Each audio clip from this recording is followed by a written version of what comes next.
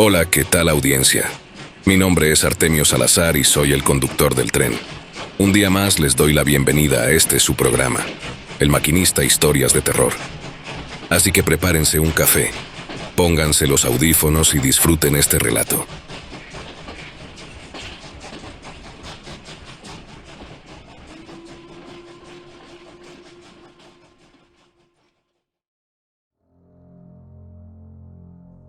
Mi nombre es Desiderio Chan y vivo en un pueblito pesquero aquí, en la península de Yucatán, donde el mar es tan claro que a veces parece que el cielo se refleja en él. Desde chico, crecí escuchando las historias que mi abuelo, don Espidíforo Chan, me contaba. Él era un hombre serio, de esos que no hablan mucho, pero cuando lo hacían, todos le ponían atención. Nadie en el pueblo hablaba con él por lo que le sucedió, y no parecía que eso le importara. Si tengo a mi familia, no necesito a nadie, decía, aunque en realidad, su grupo de fieles amigos solía visitarlo. Mi abuelo me platicaba que, cuando era joven, formó parte de la tripulación del Marlín Azul, un barco pesquero que era famoso en la región. El Marlín Azul no era cualquier barco. Era grande, resistente y siempre traía la mejor pesca. La tripulación estaba formada por hombres fuertes y valientes, que se la jugaban cada vez que salían al mar. Mi abuelo decía que el mar no perdona errores y que, por eso, todos en el barco se cuidaban unos a otros. Era como una familia, aunque a veces discutían, como en cualquier casa. Pero no todo era trabajo. Mi abuelo me contaba que, en las noches, cuando el barco estaba anclado y el cielo se llenaba de estrellas, se sentaban en la cubierta a platicar, a reírse y a recordar a sus familias. Decía que esos momentos eran los que hacían que el sacrificio valiera la pena. Sin embargo, también me hablaba de los peligros. El mar no es solo belleza, tiene sus secretos y sus monstruos. Y no hablo de los peces grandes, no. Hablo de cosas que ni siquiera se pueden explicar. Una de esas historias, la que más me marcó, fue la de la noche en que todo cambió para el Marlín Azul. Mi abuelo no la contaba seguido, porque le traía muchos recuerdos dolorosos. Pero cuando lo hacía, su voz se ponía seria y sus ojos parecían mirar algo que solo él podía ver. Esa noche, el Marlín Azul se adentró en alta mar, como siempre. Pero lo que pasó después nadie en el pueblo pudo olvidar jamás. Y aunque mi abuelo siempre decía que él fue el único que sobrevivió, también me dejó claro que lo que pasó esa noche no fue cosa de hombres. Fue algo más grande, más oscuro, algo que ni él mismo pudo entender del todo. La noche en que todo cambió, todo empezó una noche como cualquier otra, o al menos eso pensaban los hombres del Marlín Azul. Mi abuelo, don Espidíforo, me contaba que esa noche se auguraba una buena pesca. El cielo estaba despejado, lleno de estrellas, y el mar estaba tranquilo, como si estuviera durmiendo. La tripulación, cansada pero contenta, se preparaba para lo que sería una larga jornada. Mi abuelo estaba de guardia, como siempre, vigilando el horizonte y asegurándose de que todo estuviera en orden. Pero el mar, como decía mi abuelo, es traicionero. Y esa noche algo cambió. De repente, un ruido extraño rompió el silencio. No era el sonido de las olas ni del viento. Era algo más profundo, como si algo enorme estuviera emergiendo de las aguas. Mi abuelo, que tenía oído de pescador, supo de inmediato que algo no estaba bien. Se asomó por la borda del barco y ahí los vio. Unas criaturas que salían del agua, una tras otra, como si el mar las estuviera escupiendo. No eran peces ni tampoco humanos. Eran algo intermedio, algo que no debería existir. Mi abuelo me describió a esas cosas como si fueran hombres, pero con escamas gruesas y brillantes, ojos grandes y negros que no parpadeaban, y bocas llenas de dientes afilados como navajas. Sus manos, o más bien sus garras, eran largas y curvadas, como las de un animal, pero con una fuerza que no parecía natural. Las criaturas subieron al barco con una facilidad aterradora, como si el Marlín Azul fuera suyo. Mi abuelo gritó para alertar a los demás, Pero ya era demasiado tarde. Las cosas se movían rápido, demasiado rápido. Uno de los tripulantes, un hombre llamado Ramón, intentó defenderse con un machete que siempre llevaba consigo. Le dio un golpe a una de las criaturas, pero el machete apenas le hizo un rasguño en las escamas. La criatura lo miró con esos ojos vacíos y de un solo movimiento, lo agarró del brazo y lo lanzó por la borda. Ramón gritó, pero el sonido se ahogó en el mar. El caos se apoderó del barco. Los hombres gritaban, corrían, intentaban defenderse con lo que tenían a mano: anzuelos, cuchillos, palos, pero nada servía. Las criaturas eran demasiado fuertes, demasiado rápidas. Mi abuelo me contó que uno de sus compañeros, un joven llamado Toño, intentó esconderse en la bodega, pero las criaturas lo encontraron. Lo sacaron arrastrando mientras él pataleaba y suplicaba por su vida. Mi abuelo intentó ayudarlo, pero una de esas cosas lo golpeó con tanta fuerza que lo tiró al suelo. Cuando se levantó, Toño ya no estaba. Solo quedaba un charco de sangre y unas marcas de garras en la madera. El olor a sal y sangre se mezclaba en el aire, y el barco se balanceaba violentamente, como si el mar mismo estuviera enfurecido. Mi abuelo, desesperado, agarró un arpón y lo lanzó contra una de las criaturas. Esta vez, logró clavárselo en el costado, pero la cosa ni siquiera se inmutó. Solo lo miró con esos ojos negros y siguió avanzando hacia él. Mi abuelo me dijo que, en ese momento, supo que no iba a salir vivo de ahí. Pero entonces, algo pasó. Las criaturas de repente se detuvieron. No todas, pero la mayoría. Se quedaron quietas, como si estuvieran escuchando algo. Mi abuelo no sabía qué era, pero no iba a esperar a averiguarlo. Corrió hacia la cabina del capitán, donde había un rifle viejo que siempre llevaban por si acaso. Lo agarró, apuntó a una de las criaturas y disparó. El sonido del disparo retumbó en la noche, y la criatura cayó al suelo retorciéndose. Eso pareció enfurecer a las demás. Se abalanzaron sobre él con una furia que mi abuelo nunca había visto. Pero, al recibir los impactos de bala, varias de ellas cayeron, no muertas, pero sí malheridas. Eso las espantó y poco a poco empezaron a regresar al mar, no sin antes llevarse los cuerpos de sus presas. Mi abuelo dice que, entre llanto y susto, vio lo que ocurría, hasta que recibió un golpe en la cabeza que no vio venir. Suficiente para tumbarlo y dejarlo inconsciente. Cuando mi abuelo despertó, el barco estaba en silencio. Un silencio pesado, como si el mundo entero hubiera dejado de existir. Se levantó con dificultad, sintiendo cada golpe, cada arañazo en su cuerpo. Lo primero que notó fue el olor, un olor dulce y podrido, como a pescado descompuesto mezclado con algo químico. Pero eso no fue lo peor. Lo peor fue darse cuenta de que estaba solo. No había rastro de sus compañeros, solo sus pertenencias tiradas por ahí. Una gorra, una botella de agua, un zapato y las marcas de garras por todas partes, en las paredes, en el suelo, incluso en el mástil. Era como si las criaturas hubieran dejado su firma, como si quisieran que supieran que habían estado ahí. Pasaron 3 días de desconcierto en los que, como pudo, mi abuelo regresó a la orilla de la costa. Él mismo me contó que, cuando por fin vio la orilla, sintió un alivio enorme, pero también un miedo que no podía explicar. No solo estaba herido, con cortes y moretones por todo el cuerpo, sino que también estaba deshidratado y al borde del colapso. Lo único que lo mantuvo en pie fue la necesidad de contar lo que había pasado, de advertirles a todos sobre lo que había visto. Pero cuando llegó al pueblo, las cosas no salieron como él esperaba.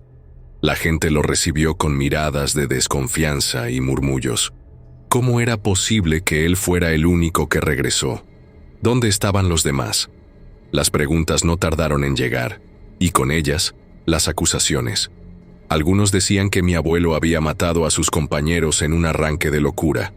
Otros Los más supersticiosos aseguraban que había hecho un pacto con el diablo o con algo peor. Las autoridades no tardaron en llegar. Subieron al Marlín Azul para inspeccionarlo, y lo que encontraron los dejó sin palabras. El barco estaba cubierto de una sustancia viscosa que mi abuelo ya había visto, pero que nadie más podía explicar. Era pegajosa, de un color verdoso, y olía a podrido, como a pescado descompuesto mezclado con algo químico.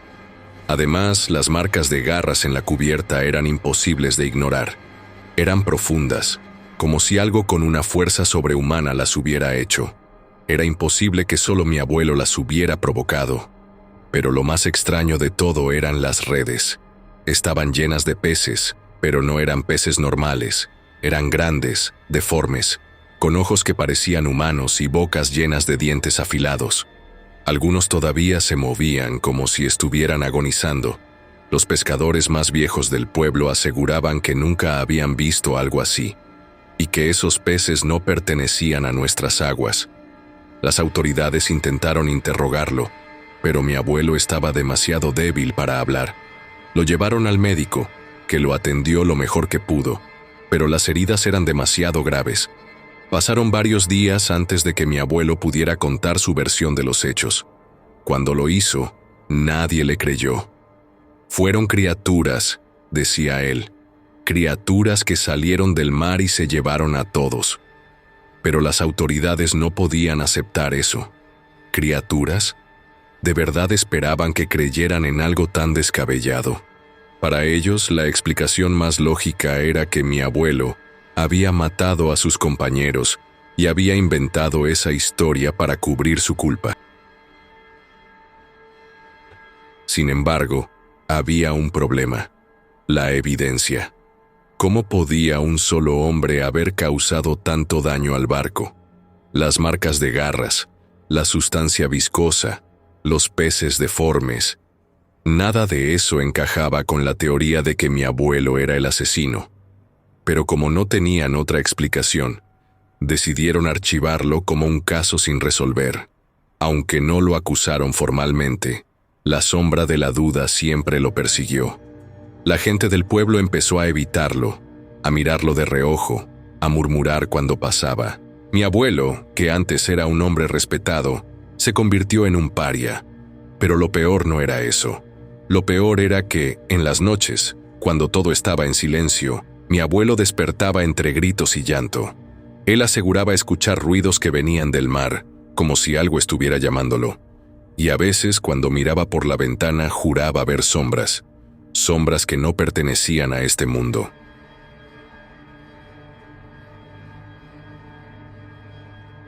Ahí les voy a platicar, compadres, lo que nos pasó aquella noche en el faro.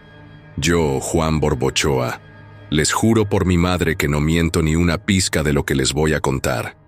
Fue una noche que jamás olvidaré, aunque le rezo a la Virgencita todos los días para que me ayude a borrarla de la memoria. Todo empezó en la tarde, cuando salimos a pescar como de costumbre. Éramos 6, yo, mi compadre Chuy, el güero, el pelón, el chino y el Tito. El día estaba tranquilo, pero de repente el cielo se puso más negro que el carbón, y el viento empezó a silbar como si fuera un alma en pena. Las olas se levantaron como montañas, y nuestra lancha empezó a brincar como si fuera un caballo desbocado. «Nos va a llevar la chingada», gritó el güero agarrándose del borde de la lancha. «Hay que buscar refugio», dije yo, tratando de mantener el timón firme. Fue entonces cuando vimos el faro. Estaba ahí, en medio de la nada, como si hubiera salido de la nada. Era viejo, de esos que ya no usan, con la pintura descarapelada y las ventanas rotas. Pero en ese momento, nos pareció el lugar más seguro del mundo. «Allá», señalé. «Vamos al faro». Estábamos como locos, luchando contra las olas que nos querían tragar. Cuando por fin llegamos, amarramos la lancha lo mejor que pudimos y corrimos hacia la puerta del faro. Para nuestra sorpresa, la puerta no estaba cerrada con candado ni nada. Se abrió con un chirrido que me puso los pelos de punta, pero no le dimos importancia. Lo único que queríamos era salir de esa tormenta. Al entrar, lo primero que notamos fue que el faro no parecía tan abandonado como pensábamos.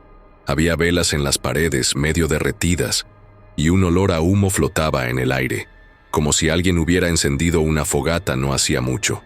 Pero no había nadie, ni un alma. «¿Qué pedo?», dijo el chino mirando alrededor. «¿Alguien vive aquí?». «No sé», respondí, «pero no importa. Aquí nos quedamos hasta que pase la tormenta». Nos acomodamos en la sala principal, donde había un par de bancos viejos y una mesa de madera carcomida. El pelón sacó una baraja de naipes y empezamos a jugar para distraernos. Pero algo no estaba bien. No sé cómo explicarlo, pero el ambiente se sentía pesado, como si alguien nos estuviera observando. «¿Escuchan eso?», preguntó el Tito de repente, mirando hacia las escaleras que llevaban a la parte de arriba del faro. Todos nos quedamos en silencio. Al principio no escuchamos nada, pero luego, muy bajito, como un susurro, llegó el sonido. Era como si alguien estuviera hablando, pero no se entendía nada. Era un murmullo raro, como si las palabras estuvieran al revés. «¿Qué chingados es eso?», preguntó el güero poniéndose pálido. «No sé», dije yo tratando de mantener la calma. «Quizás es el viento». Pero no era el viento. Lo supe en el instante en que el susurro se volvió más fuerte, como si se estuviera acercando, y entonces escuchamos los pasos. Eran rápidos, como de alguien que corre, pero no venían de las escaleras, venían de los pasillos, de todas direcciones. «¡Alguien está aquí!», gritó el chino, levantándose de un salto. Nos miramos unos a otros, sin saber qué hacer. El pelón agarró un cuchillo que llevaba en el cinturón, y el Tito tomó una linterna que había en la mesa. Los pasos se detuvieron de repente, y el silencio fue aún más aterrador. «Vamos a revisar», dije tratando de sonar valiente. «A lo mejor es algún vagabundo». Pero, en el fondo, yo sabía que no era un vagabundo. Algo estaba mal en ese faro, algo que no era de este mundo. Caminamos por los pasillos, iluminando con la linterna. Las paredes estaban llenas de arañazos, como si alguien hubiera intentado escapar de algo. Y entonces de repente la linterna se apagó. «¡No mames!», gritó el Tito sacudiéndola. «Se descompuso». En ese momento, escuchamos un ruido detrás de nosotros.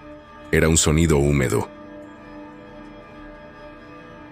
como si algo se estuviera arrastrando por el suelo. Nos giramos, pero no vimos nada. Solo oscuridad. «¡Vámonos de aquí!», gritó el güero, y todos corrimos de regreso a la sala. Pero cuando llegamos, el chino no estaba. Había desaparecido. «¿Dónde está el chino?», pregunté mirando alrededor. Nadie supo responder. Lo último que recordábamos era que estaba detrás de nosotros, pero ahora no había rastro de él. Empezamos a llamarlo, pero no hubo respuesta. Solo el silencio nos contestó. «Tenemos que salir de aquí», dijo el pelón temblando. «Este lugar está maldito», pero era demasiado tarde. La tormenta afuera era peor que nunca, y no teníamos a dónde ir. Decidimos quedarnos juntos, en el centro de la sala esperando a que amaneciera. Pero la noche apenas comenzaba. Los susurros regresaron, más fuertes esta vez, y los pasos se escuchaban por todos lados. De repente, la linterna del Tito se encendió sola, iluminando una figura en la esquina. Era algo humanoide, pero no era humano. Tenía la piel gris y escamosa, como la de un cocodrilo, y se movía arrastrándose por el suelo, pero a una velocidad increíble. Sus ojos brillaban en la oscuridad, y su boca estaba llena de dientes afilados. «¡Corran!», grité, pero ya era demasiado tarde. La cosa saltó hacia nosotros, y en cuestión de segundos, el pelón desapareció. Lo último que vi fue cómo lo arrastraban hacia la oscuridad, gritando. El resto de la noche fue una pesadilla. Uno a uno, mis compañeros fueron desapareciendo. El güero fue el siguiente. Luego el Tito. Chuy y yo éramos los únicos que quedábamos, y sabíamos que no duraríamos mucho. «Tenemos que salir de aquí», gritó Chuy corriendo hacia la puerta, pero cuando la abrimos, nos encontramos con más de esas cosas. Estaban afuera, arrastrándose por las paredes del faro, como si la gravedad no existiera para ellas. Sus ojos nos miraban con hambre, y sus bocas se abrían en sonrisas grotescas. «¡Regresa!», le grité a Chuy, pero ya era demasiado tarde. Una de esas cosas saltó sobre él y lo arrastró hacia la oscuridad. Yo corrí de regreso al faro, pero sabía que no había escapatoria. Esas cosas estaban en todas partes. Al final, logré esconderme en una habitación en el último piso del faro. Me encerré y me quedé ahí, temblando, escuchando los susurros y los pasos afuera. No sé cómo, pero sobreviví hasta el amanecer.